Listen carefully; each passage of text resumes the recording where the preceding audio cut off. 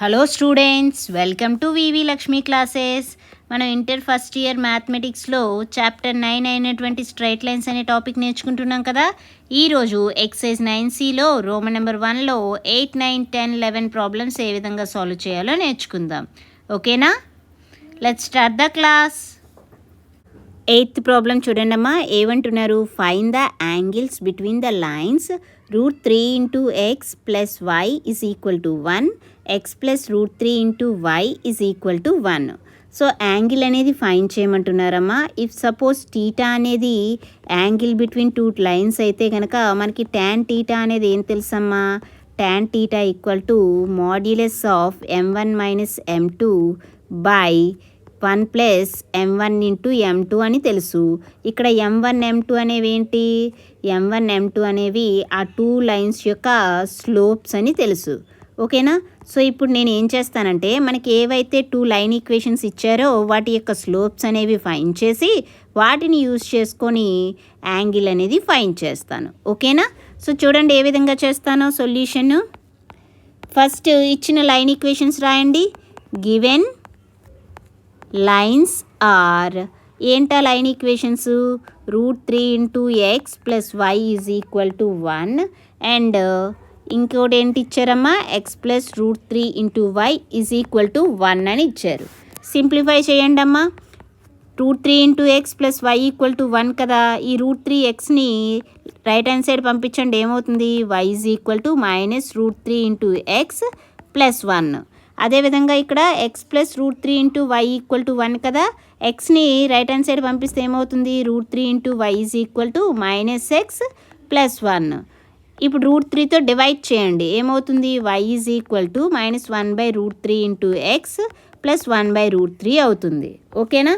So ఇప్పుడు మీరు ఈక్వేషన్స్ని observe చేస్తే ఈక్వేషన్స్ అనేవి ఏ ఫామ్లో ఉన్నాయి? ఈ ఈక్వేషన్ ఏ విధంగా ఉంది? Y equal to m1x plus c, అంతేనా? సో ఇప్పుడు ఈ రెండింటిని కంపేర్ చేస్తే కనుక మనకి m1 ఏమవుతుందమ్మా? m1 is equal to -√3. So equation 1 first line యొక్క స్లోప్ అనేది ఏమైందమ్మా? -√3 అయ్యింది. అండ్ అదేవిధంగా ఈ ఈక్వేషన్ కూడా ఏ ఫామ్లో ఉంది? y equal to m2x plus c2 ఫామ్లో ఉంది కదా. సో రెండింటిని కంపేర్ చేస్తే m2 అనేది ఏమవుతుంది? m2 ఈజ్ ఈక్వల్ టు -1/√3 అవుతుంది. ఇప్పుడు మనకి టూ లైన్స్ యొక్క స్లోప్స్ అనేవి తెలుసు కదమ్మా. స్లోప్స్ తెలిస్తే యాంగిల్ ఏమవుతుంది? If theta is angle between given two lines tan theta ఏమవుతుందమ్మా? tan theta is equal to modulus m1 minus m2 by 1 plus m1 into m2. మనకి m1 వాల్యూ తెలుసు, m2 value తెలుసు. Substitute చేయండి. m1 అంటే ఏం తెలుసు? -√3 minus m2 అంటే ఏంటి? -1/√3 అంటే మైనస్ ఇంటూ మైనస్ ప్లస్ అవుతుంది. 1/√3 upon 1 plus m1 into m2. m1 అంటే -√3, m2 అంటే -1/√3. ఓకేనా? That is equal to simplify చేయండి అమ్మా. ఏమవుతుంది? ఇక్కడ న్యూమరేటర్లో √3 అనేది ఎల్సిఎం వస్తుంది. సో -√3 ఇంటూ √3 ఏమవుతుంది? -3 ప్లస్ 1 అపాన్ 1 ప్లస్ √3 అనేది క్యాన్సిల్ అయితే 1 ఉంటుంది. ఓకేనా? That is equal to -3 plus 1 అంటే -2/√3 బై 2 కదా. సో రెసిప్రోకల్ తీసుకుంటే 1/2 అవుతుంది. 2 అనేది క్యాన్సిల్ అవుతుంది. So that is equal to modulus minus of 1/√3 అంటే పాజిటివే వస్తుంది కదా. 1/√3 వచ్చింది. ఓకేనా? సో ఇక్కడ tan టీటా వాల్యూ ఏమొచ్చిందమ్మా? 1/√3 వచ్చింది. సింప్లిఫై చేయండి. ఏమవుతుంది? tan టీటా ఈక్వల్ టు ఏమొచ్చింది? 1/√3 వచ్చింది. సో 1/√3 ట్యాన్లో ఎప్పుడు అవుతుందమ్మా? tan 30 degrees 1/√3 అవుతుంది కదా. సో టీటా ఈక్వల్ టు ఏం చెప్పొచ్చు మనం? 30 degrees అని చెప్పొచ్చు. యాంగిల్ బిట్వీన్ టూ లైన్స్ ఏమొచ్చింది? 30 degrees వచ్చింది. నెక్స్ట్ ప్రాబ్లం చూడండి. 9th ప్రాబ్లం చూడండి అమ్మా. ఏమంటున్నారు? The line through the points h,3 and 4,1 intersects the line 7x - 9y - 19 = 0 at right angle. Find the value of h అంటున్నారు. సో ఇక్కడ మనకి 2 పాయింట్స్ ఇచ్చారమ్మా. h,3 అండ్ 4,1 అనే 2 పాయింట్స్ ఇచ్చారు. ఈ 2 పాయింట్స్ ద్వారా పాస్ అయ్యే లైన్ ఈక్వేషన్కి పర్పెండిక్యులర్గా ఉండే ఇంకొక లైన్ ఈక్వేషన్ ఇచ్చారమ్మా. సో ఈ కండిషన్స్ యూజ్ చేసి మనం హెచ్ వాల్యూ అనేది ఫైండ్ చేయాలి. ఓకేనా? 2 లైన్స్ పర్పెండిక్యులర్ అయితే మనకి స్లోప్స్ అనేవి ఏ విధంగా ఉంటాయి, వాటి యొక్క ప్రొడక్ట్ -1 అవుతుంది. ఓకేనా? ఇప్పుడు ఈ కండిషన్ యూజ్ చేసి మనం హెచ్ వాల్యూ అనేది ఫైండ్ చేద్దాం. చూడండి ఏ విధంగా చేస్తాను. సొల్యూషన్ చూడండమ్మా. ఫస్ట్ ఈ 2 పాయింట్స్ ద్వారా పాస్ అయ్యే లైన్ యొక్క స్లోప్ ఫైండ్ చేద్దాం. Slope of the line passing through h,3 and 4,1 is 2 points తెలిసినప్పుడు స్లోప్ అనేది ఏ విధంగా చేయొచ్చమ్మా. x1 y1 అనేది ఒక పాయింట్, x2 y2 అనేది ఒక పాయింట్ అయితే స్లోప్ ఏమవుతుంది, y2 - y1 by x2 - x1 అవుతుంది. సో ఇదే ఫార్ములా అప్లై చేస్తే ఇక్కడ h,3 అనేది x1 y1 అని, 4,1 x2 y2 అని కన్సిడర్ చేస్తే ఆ లైన్ యొక్క స్లోప్ అనేది ఏమవుతుందమ్మా, m1 = y2 - y1. y2 అంటే 1, y1 అంటే 3, అంటే 1 - 3 బై x2 - x1 అంటే 4 - h అవుతుంది. That is equal to -2/4 - h అయింది. అదేవిధంగా ఇక్కడ మనకి లైన్ ఈక్వేషన్ ఏమి ఇచ్చారమ్మా, గివెన్ లైన్ ఈక్వేషన్ ఏమిచ్చారు, 7x - 9y - 19 = 0 ఇచ్చారు. ఇప్పుడు ఈ లైన్ని సింప్లిఫై చేయండి అమ్మా. ఏమవుతుంది, 9y = 7x - 19 అని రాయొచ్చు కదా. ఇప్పుడు 9తో డివైడ్ చేయండి. ఏమవుతుంది, y = 7/9 × x - 19/9 అవుతుంది. సో ఇప్పుడు మీరు అబ్జర్వ్ చేస్తే ఈ లైన్ ఏ విధంగా ఉందమ్మా, y = mx + c ఫామ్లో ఉంది. సో m ఏమవుతుంది ఇక్కడ 7/9, అంటే ఈ లైన్ యొక్క స్లోప్ అనేది కూడా వచ్చింది. ఏమొచ్చిందమ్మా, m2 = 7/9 వచ్చింది. మనకి ఏం చెప్పారు, రెండు రైట్ యాంగిల్ దగ్గర ఇంటర్సెక్ట్ అవుతున్నాయి అని ఇచ్చారు. ఓకేనా? 2 లైన్స్ కూడా రైట్ యాంగిల్ దగ్గర ఇంటర్సెక్ట్ అవుతున్నాయి అని ఇచ్చారు కదా. సో అంటే ఇక్కడ మనం ఏం రాయొచ్చు, సో రైట్ యాంగిల్ దగ్గర ఇంటర్సెక్ట్ అవుతున్నాయి అంటే మనం ఏం రాయొచ్చు, given that 2 lines are perpendicular అని చెప్పొచ్చు. అంతేనమ్మా?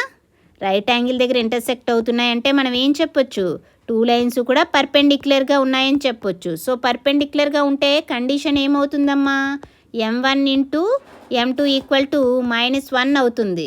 ఇక్కడ m1 అంటే వాల్యూ ఏమొచ్చింది చూడండి, m1 అంటే -2/4 - h వచ్చింది. -2/4 - h ఇంటూ m2 అంటే ఏమొచ్చింది, 7/9 వచ్చింది. 7/9 = -1. సింప్లిఫై చేయండి, -14/9తో మల్టిప్లై చేయండి. 9 4 36 - 9h = -1. మైనస్ అనేది క్యాన్సిల్ అవుతుంది. దట్ ఇంప్లైస్ 14 = 36 - 9h అనేది డివైడ్ చేస్తుంది కదా, రైట్ హ్యాండ్ సైడ్ వెళ్తే మల్టిప్లై చేస్తుంది. దట్ ఇంప్లైస్ 9h = ఏం రాయొచ్చు, 36 - 14 అని రాయొచ్చు. 36 - 14 అంటే 22 కదా. సో దట్ ఇంప్లైస్ h = ఏమవుతుందమ్మా, 22/9 అవుతుంది. హెచ్ వాల్యూనే కదా ఫైండ్ చేయమన్నారు, h = 22/9 ఫైండ్ చేసాం. అర్థమైందమ్మా? ప్రాబ్లం కరెక్ట్గా అర్థం చేసుకోండమ్మా.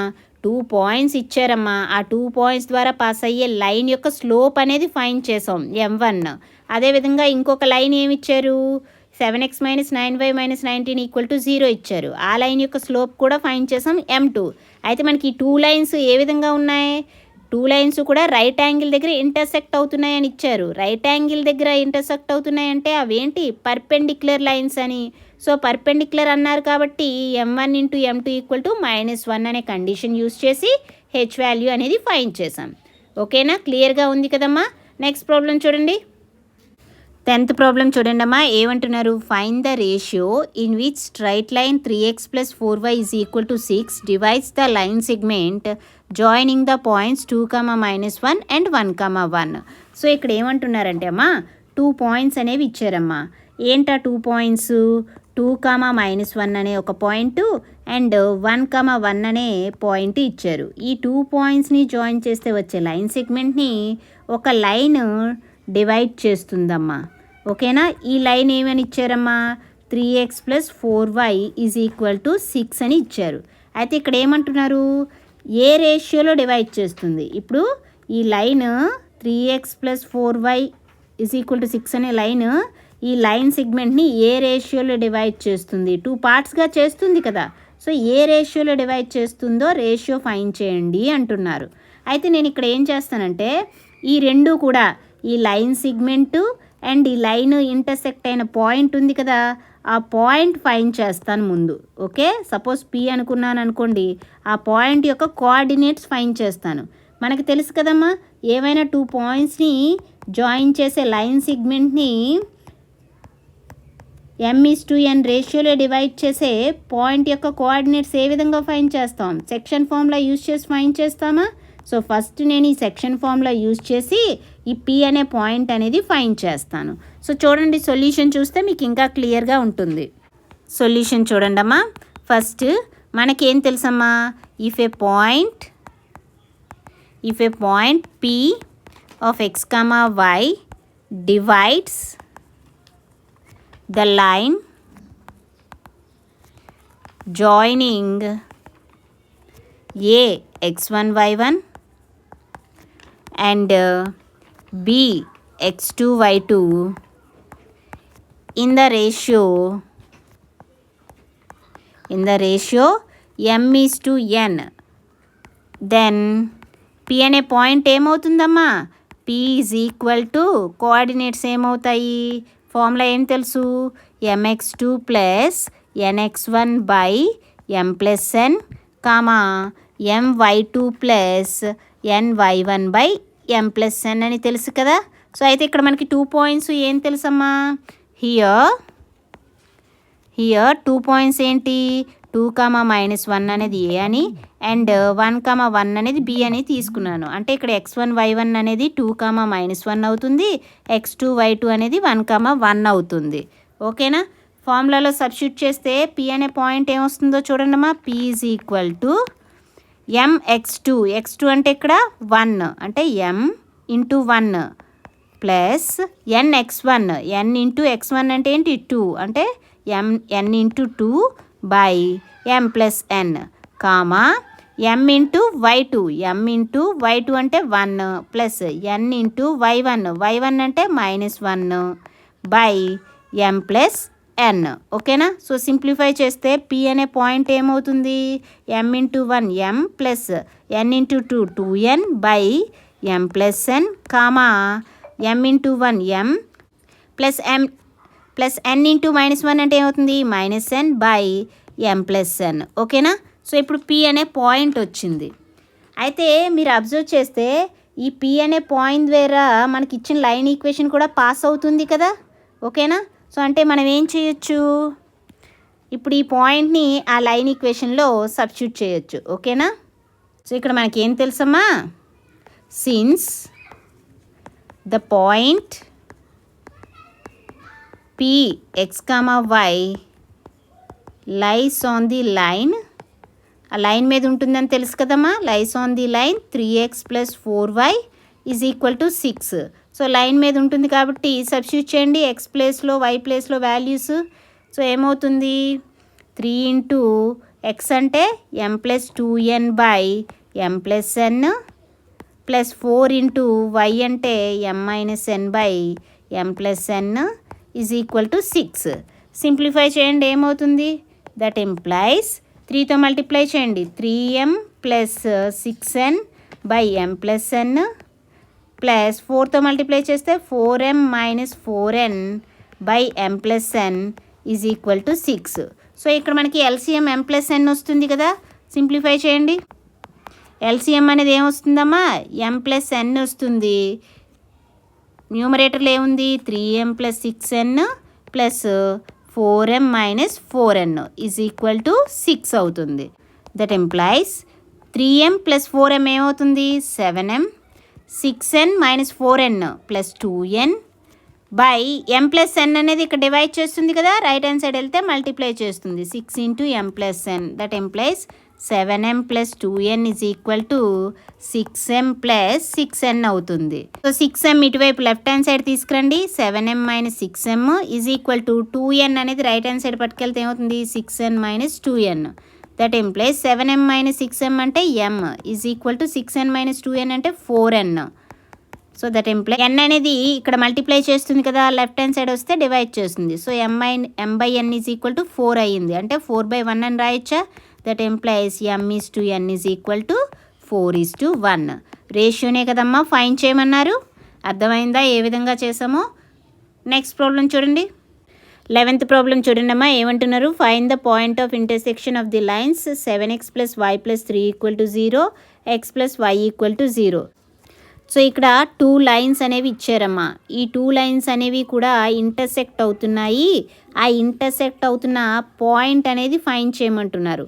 అంటే ఇక్కడ మీరు అబ్జర్వ్ చేస్తే L1 L2 అనే లైన్స్ ఇక్కడ సమ్ P అనే పాయింట్ దగ్గర ఇంటర్సెక్ట్ అవుతున్నాయి. అంటే ఈ L1 అనే లైను ఈ P అనే పాయింట్ ద్వారా పాస్ అవుతుంది, L2 అనే లైన్ P అనే పాయింట్ ద్వారా పాస్ అవుతుంది. ఓకేనా? సో నేను ఈ ప్రాబ్లం ఏ విధంగా సాల్వ్ చేస్తానంటే, సో ఇప్పుడు సొల్యూషన్ చూడండి, ప్రాబ్లం ఏ విధంగా సాల్వ్ చేస్తాను. సో ఇక్కడ మనకి ఇచ్చిన ఈక్వేషన్స్ ఏంటమ్మా, 7x plus y plus 3 equal to 0 and x plus y equal to 0 కదా. సో ఇక్కడ x plus y equal to 0 నుంచి మనకి ఏమొస్తుంది అంటే y equal to minus x వస్తుంది. ఈ వాల్యూని తీసుకొని ఈ ఫస్ట్ ఈక్వేషన్లో సబ్స్టిట్యూట్ చేద్దాం. ఓకేనా?